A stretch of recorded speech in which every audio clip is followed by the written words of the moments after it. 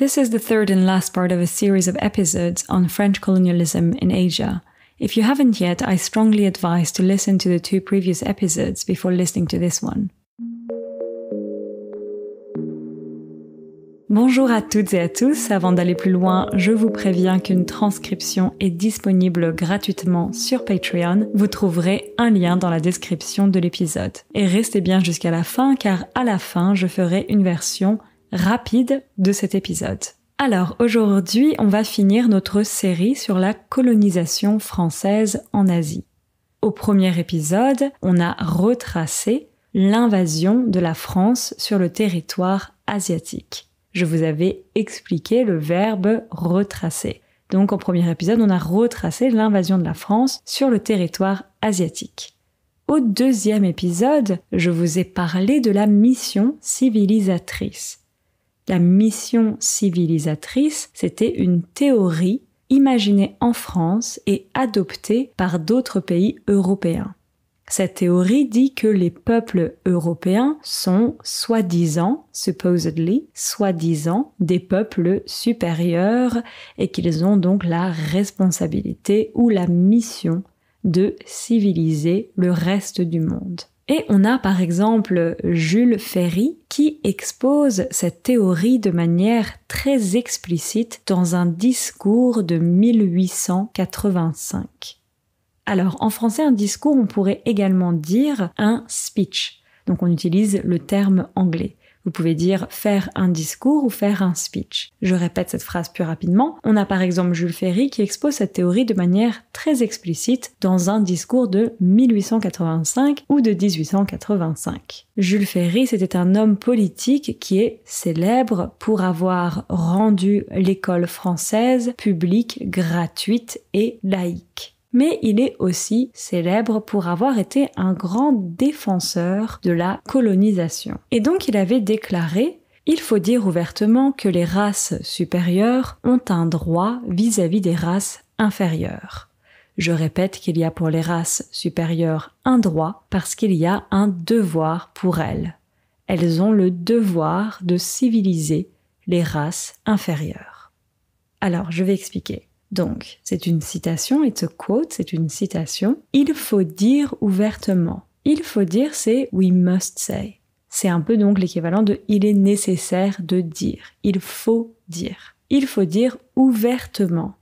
Ouvertement, ça vient donc de l'adjectif ouvert, open, et donc ouvertement, c'est l'adverbe.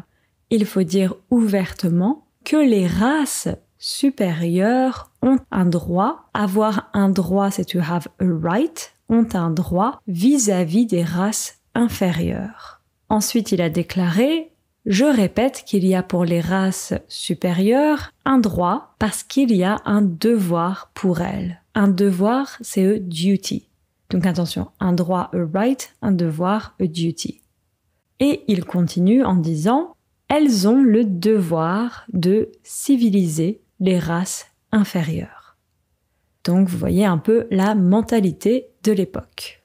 Alors je répète cette citation. Donc Jules Ferry, il avait déclaré « Il faut dire ouvertement que les races supérieures ont un droit vis-à-vis des races inférieures.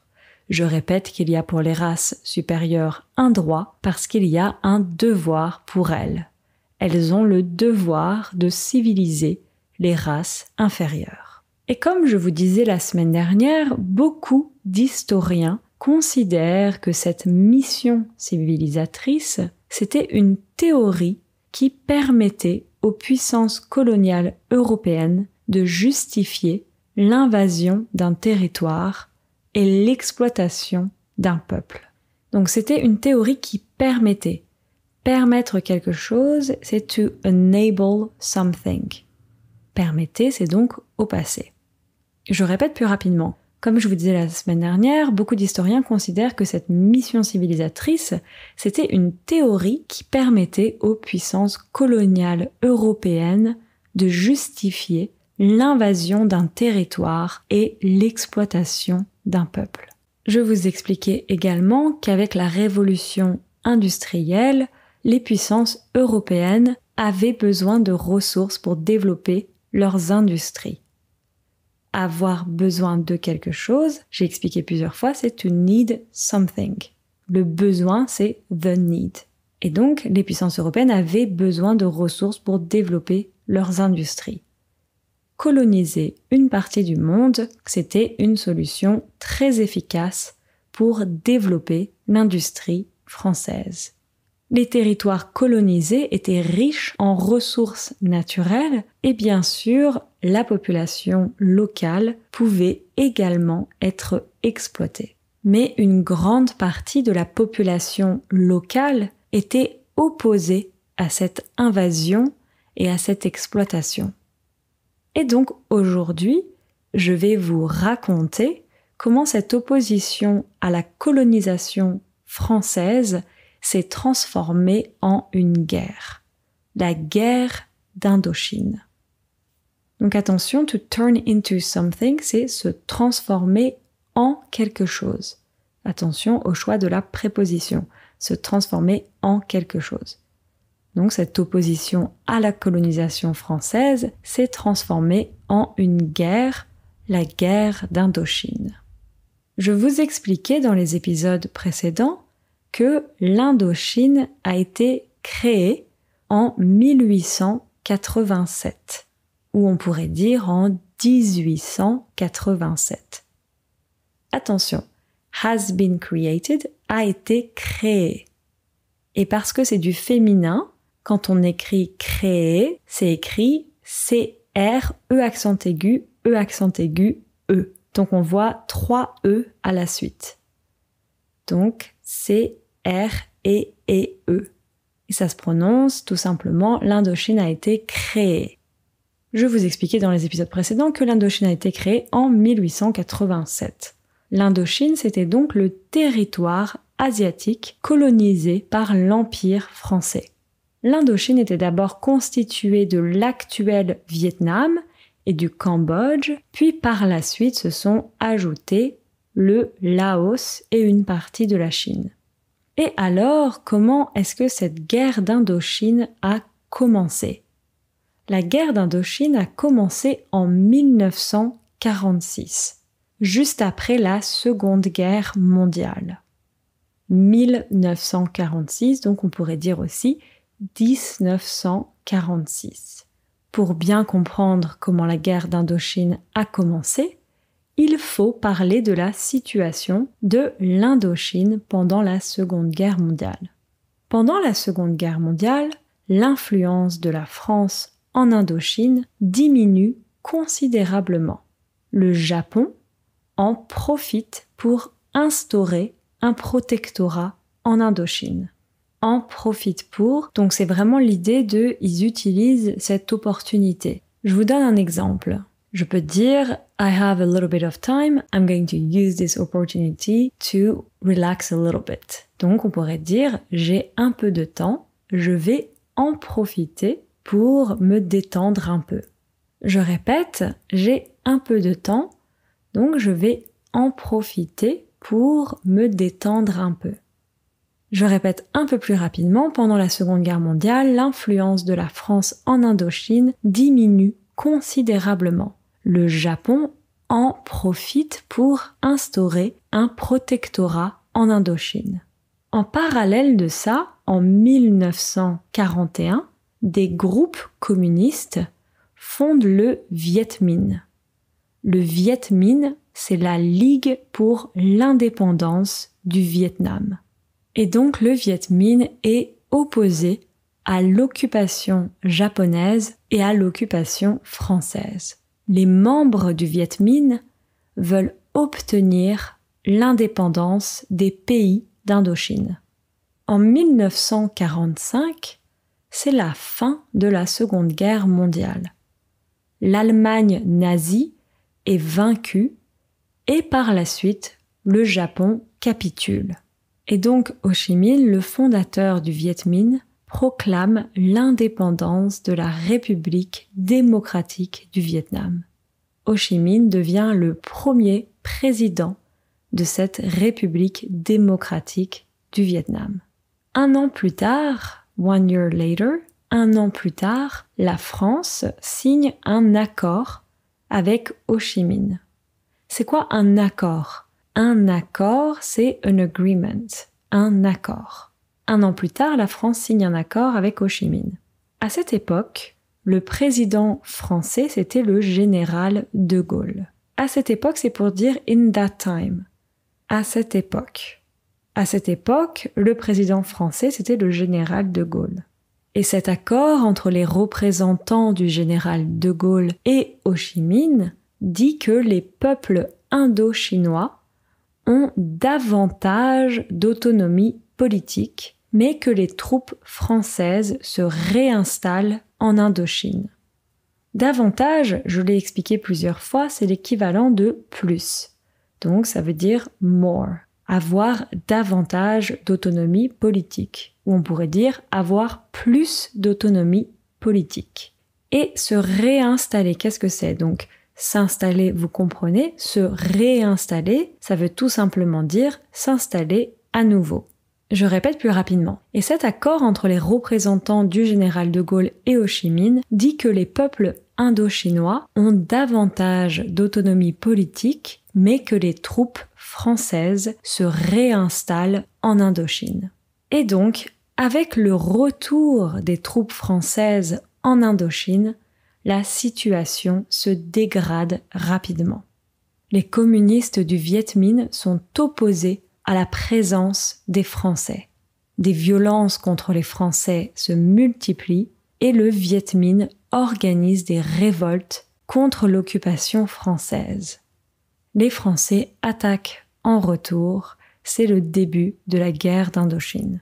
Le Viet Minh est soutenu par la Chine et par l'URSS, les Français sont soutenus par les Américains. Les Américains interviennent parce qu'ils sont inquiets de la progression du communisme en Asie. J'explique un peu. Le Viet Minh est soutenu. Soutenu, ça vient du verbe soutenir, qui veut dire to support. Le Viet Minh est soutenu par la Chine et par l'URSS. On dit être soutenu par quelqu'un ou par quelque chose. Le Viet Minh est soutenu par la Chine et par l'URSS. C'est quoi l'URSS? Donc c'est l'ancien bloc soviétique. URSS. Le Viet Minh est soutenu par la Chine et par l'URSS. Les Français sont soutenus par les Américains. Les Américains interviennent parce qu'ils sont inquiets de la progression du communisme en Asie. Être inquiet de quelque chose, c'est to be worried about something. Ils sont inquiets de la progression du communisme en Asie. Pendant plusieurs années, le Viet Minh et les Français s'opposent dans de nombreuses batailles. Mais la bataille de Dien Bien Phu sera décisive. Alors, je ne sais pas le prononcer en vietnamien, mais en français, en tout cas, on parle de la bataille de Dien Bien Phu. Cette bataille, elle sera décisive. La bataille de Dien Bien Phu, c'est la dernière grande bataille de la guerre d'Indochine. Elle est considérée comme la bataille la plus meurtrière de l'après-Seconde Guerre mondiale. Qu'est-ce que c'est meurtrière? Meurtrière, ça vient du mot un meurtre. Un meurtre, c'est donc a murder. Et la plus meurtrière, the most murderous. Elle est considérée comme la bataille la plus meurtrière de l'après-Seconde Guerre mondiale. À la fin de cette violente bataille, les soldats se battent au corps à corps. C'est quoi se battre au corps à corps? Se battre, c'est to fight. Le corps, c'est the body. Littéralement, body to body. Les soldats se battent au corps à corps. Je vous lis un petit extrait du journal Le Monde, où un vétéran vietnamien raconte en français un souvenir de cette bataille. Quand je dis ici, je vous lis un petit extrait du journal Le Monde où un vétéran vietnamien raconte. Donc attention ici, le où c'est where. It doesn't mean or, but it means where. Je répète plus rapidement, je vous lis un petit extrait du journal Le Monde où un vétéran vietnamien raconte en français un souvenir de cette bataille. Les combats vont se terminer au corps à corps. On ne voit plus rien, on ne vise plus, on progresse, on saute d'une tranchée à une autre, on marche sur les cadavres. En principe, vous comprenez, les combats vont se terminer au corps à corps. On ne voit plus rien. Alors attention ici à l'ordre des mots. On ne voit plus rien. Littéralement, we don't see anymore anything. On ne voit plus rien. On ne vise plus. Alors viser, c'est to aim. On ne vise plus. We don't aim anymore. On progresse. On saute d'une tranchée à une autre. Sauter, c'est to jump. On saute d'une tranchée à une autre. From one trench to another. D'une tranchée à une autre. On marche sur les cadavres. Je répète plus rapidement. Les combats vont se terminer au corps à corps.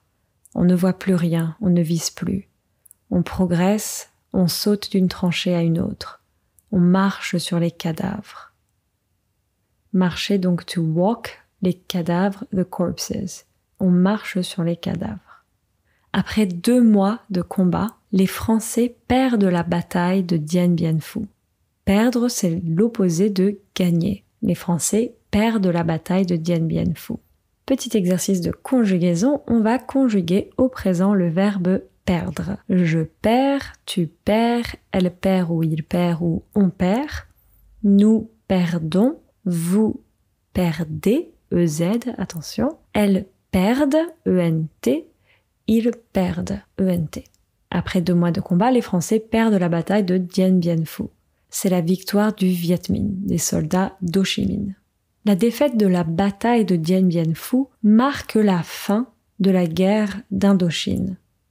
On est alors en 1954. Ou on peut dire on est alors en 1954. Et donc en 1954 ou en 1954, c'est la fin de la présence coloniale française en Asie. Les pays indochinois regagnent leur indépendance. Donc le Cambodge, le Laos et le Vietnam. On pourrait dire regagner ou récupérer. Au final, la guerre d'Indochine aura causé la mort d'environ 600 000 personnes. Mais un autre conflit au Vietnam causera encore plus de victimes. En effet, une des autres conséquences de la guerre d'Indochine, c'est qu'à la fin de la guerre, il est décidé que le Vietnam sera divisé en 2 zones. Le Vietnam Nord, sous influence communiste, et le Vietnam Sud, sous influence occidentale. En effet, c'est indeed, en effet. En effet, une des autres conséquences de la guerre d'Indochine, c'est qu'à la fin de la guerre, vous voyez, on fait la contraction ici. On ne dit pas c'est que à la fin de la guerre, mais on dit c'est qu'à la fin de la guerre. C'est qu'à la fin de la guerre, il est décidé que le Vietnam sera divisé en 2 zones. Le Vietnam Nord, sous influence communiste, et le Vietnam Sud sous influence occidentale. Cette division sera à l'origine d'une guerre civile au Vietnam, qui s'intensifiera avec l'intervention des États-Unis. Je parle bien sûr de la guerre du Vietnam. S'intensifier, donc au futur, ça donne qui s'intensifiera. La guerre s'intensifiera. C'est un peu compliqué. La guerre s'intensifiera. Voilà, j'espère que vous avez bien aimé cette série en 3 épisodes sur la colonisation française en Asie. N'hésitez pas à me laisser des commentaires sur Patreon ou à m'envoyer des messages sur Instagram. Je prends des fois un peu de temps à répondre, mais j'essaye autant que possible de vous répondre à tous. Et tout de suite, je vous fais une version rapide de l'épisode. Alors aujourd'hui, on a fini notre série sur la colonisation française en Asie. Je vous expliquais qu'au premier épisode, on a retracé l'invasion de la France sur le territoire asiatique. Je vous avais expliqué le verbe retracer, n'est-ce pas? Au deuxième épisode, je vous ai parlé de la mission civilisatrice, une théorie imaginée en France et adoptée par d'autres pays européens. Cette théorie dit que les peuples européens sont soi-disant des peuples supérieurs et qu'ils ont donc la responsabilité ou la mission de civiliser le reste du monde. Et on a par exemple Jules Ferry qui expose cette théorie de manière très explicite dans un discours de 1885. Jules Ferry, c'était un homme politique qui est célèbre pour avoir rendu l'école française publique, gratuite et laïque. Mais il est aussi célèbre pour avoir été un grand défenseur de la colonisation. Et donc, il avait déclaré « Il faut dire ouvertement que les races supérieures ont un droit vis-à-vis des races inférieures. Je répète qu'il y a pour les races supérieures un droit parce qu'il y a un devoir pour elles. Elles ont le devoir de civiliser les races inférieures. » Comme je vous disais, vous voyez un peu la mentalité de l'époque. Et comme je vous disais aussi la semaine dernière, beaucoup d'historiens considèrent que cette mission civilisatrice, c'était une théorie qui permettait aux puissances coloniales européennes de justifier l'invasion d'un territoire et l'exploitation d'un peuple. Je vous expliquais également qu'avec la révolution industrielle, les puissances européennes avaient besoin de ressources pour développer leurs industries. Et donc, coloniser une partie du monde, c'était une solution très efficace pour développer l'industrie française. Les territoires colonisés étaient riches en ressources naturelles et bien sûr la population locale pouvait également être exploitée. Mais une grande partie de la population locale était opposée à cette invasion et à cette exploitation. Et donc je vous ai raconté dans cet épisode comment cette opposition à la colonisation française s'est transformée en une guerre, la guerre d'Indochine. Dans les épisodes précédents, je vous ai dit que l'Indochine a été créée en 1887. L'Indochine, c'était donc le territoire asiatique colonisé par l'Empire français. L'Indochine était d'abord constituée de l'actuel Vietnam et du Cambodge, puis par la suite se sont ajoutés le Laos et une partie de la Chine. Et donc on a vu comment cette guerre a commencé. La guerre d'Indochine a commencé en 1946, juste après la Seconde Guerre mondiale. Pendant la Seconde Guerre mondiale, l'influence de la France en Indochine diminue considérablement. Le Japon en profite pour instaurer un protectorat en Indochine, et en parallèle de ça, en 1941, des groupes communistes fondent le Viet Minh. Le Viet Minh, c'est la Ligue pour l'indépendance du Vietnam.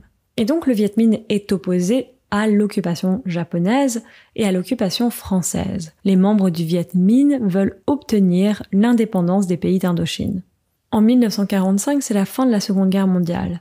L'Allemagne nazie est vaincue et par la suite le Japon capitule. Et donc Ho Chi Minh, le fondateur du Viet Minh, proclame l'indépendance de la République démocratique du Vietnam. Ho Chi Minh devient le premier président de cette République démocratique du Vietnam. Un an plus tard, la France signe un accord avec Ho Chi Minh.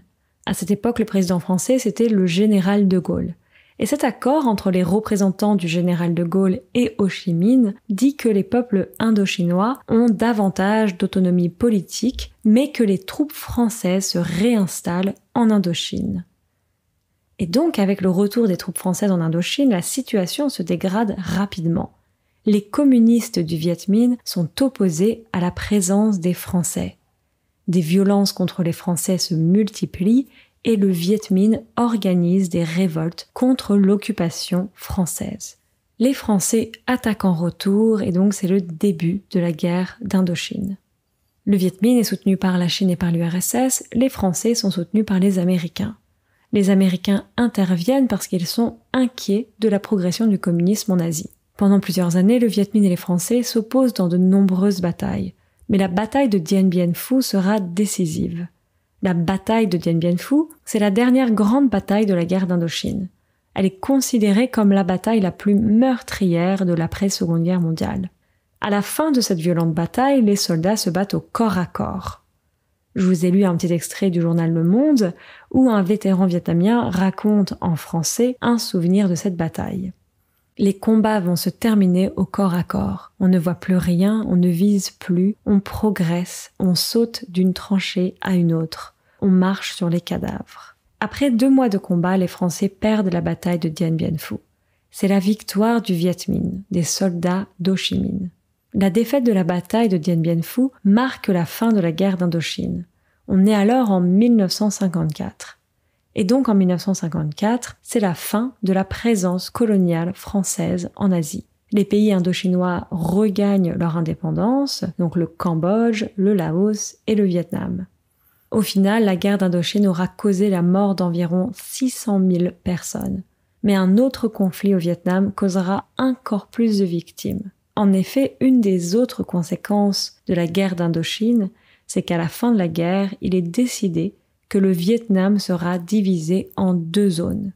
le Vietnam Nord sous influence communiste et le Vietnam Sud sous influence occidentale. Cette division sera l'origine d'une guerre civile au Vietnam qui s'intensifiera avec l'intervention des États-Unis. Je parle bien sûr de la guerre du Vietnam. Voilà, c'est fini pour cette série sur la colonisation française en Asie. Et je suis toujours intéressée de lire vos opinions et vos retours. Les retours, c'est feedback. Je vous dis à très bientôt. Prenez soin de vous. Ciao, ciao.